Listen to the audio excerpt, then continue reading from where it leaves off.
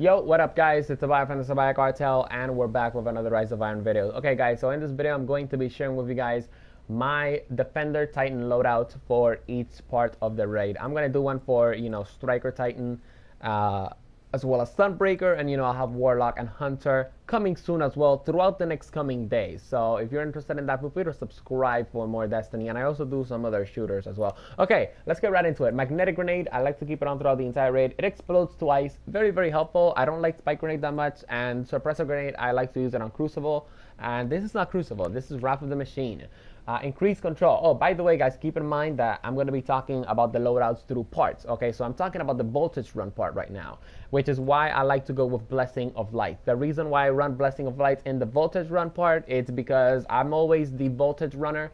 I like to, do the voltage run. I feel like it's a lot of fun. So I want to have extra armor just in case the boss, does his area of effect in melee, just that I survive, okay?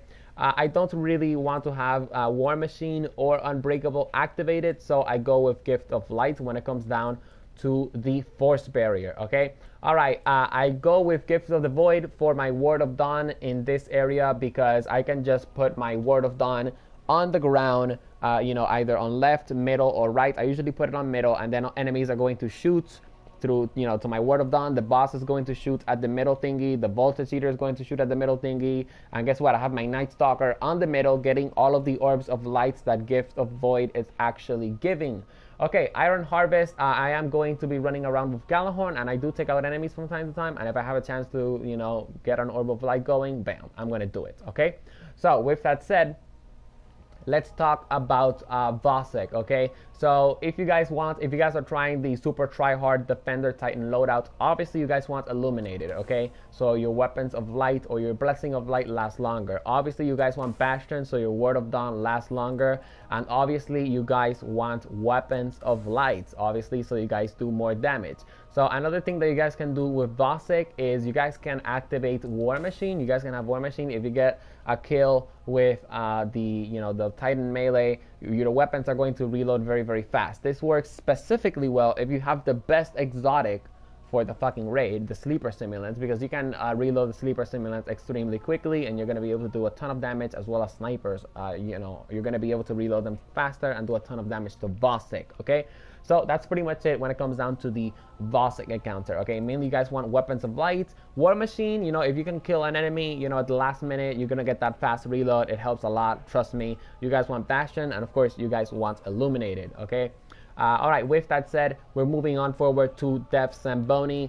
I like to go with Blessing of Light, okay? We don't really need to do a lot of DPS. I want to go with Blessing of Light, and the reason why I want to go with Blessing of Light is because, in the Def Zamboni, there are multiple areas where there's going to be a lot of ads, and I want my teammates to have extra armor. I also have Helm of Saint 14, so placing these Ward of Dawns at crucial spots in the Def Zamboni part, it's actually something that's very, very good. It's very, very strategic if you're Defender Titan, but obviously I can't tell you guys those spots right now because I'm concentrating on this video. I'll probably bring a video on that in the future. Let me know in the comments if you're interested, okay?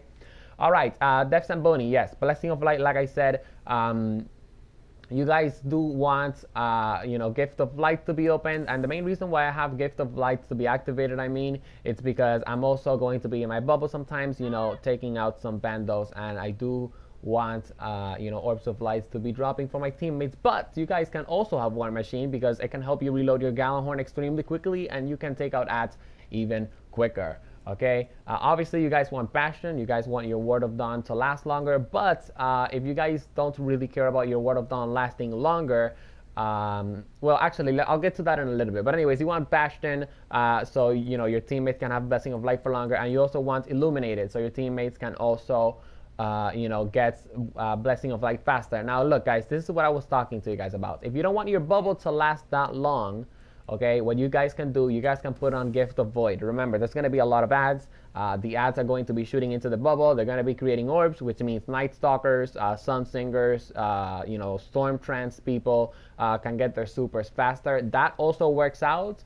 And you guys can even go as far as getting Untouchable, which reduces the cooldown of the Ward of Dawn. It's also very, very helpful. But honestly, I like to go with Bastion and I like to go with Illuminated just because I like, constantly going back to my bubble. I usually put my bubble at the middle or pretty much at the front, right in front of the Depths and Booney before we're about to go out. Okay, now we're talking about the big boy, Axis first encounter. Okay, it's very, very crucial that you guys have War Machine.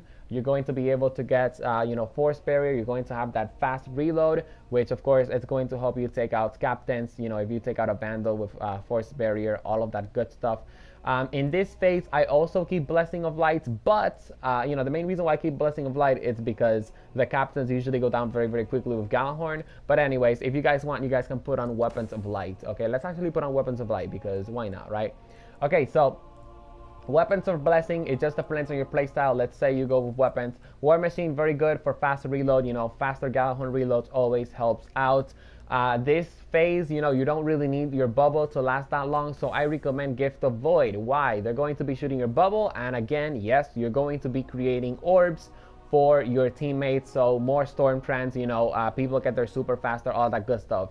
It's very, very useful as well if you put the bubble kind of at the center area, and then people head towards like the backside, and then some shanks, sometimes they get down there and they get blinded, or of course they start shooting your bubble and they create more orbs. So you got Night Stalker orbs if you guys tether on front, and on top of all that you also have Gift of Void orbs as well. But anyways, yeah, you guys want Gift of Void in this part, for the Vandals that are shooting your bubble, all of that good stuff. And of course, you guys want Untouchable, okay? Because you don't really need Weapons of Light to last that long. You guys can also go with Iron Harvest if you guys want, but I would go with Untouchable. You get your Word of Dawn faster, all that good stuff. Untouchable and the Scory artifact is actually a very, very good combination. Let's talk about the big boss, the big balls, Mr. Big Ball Axis Archon Prime. You guys want to go with Illuminated. Why? Because you guys want your Weapons of Light to last longer.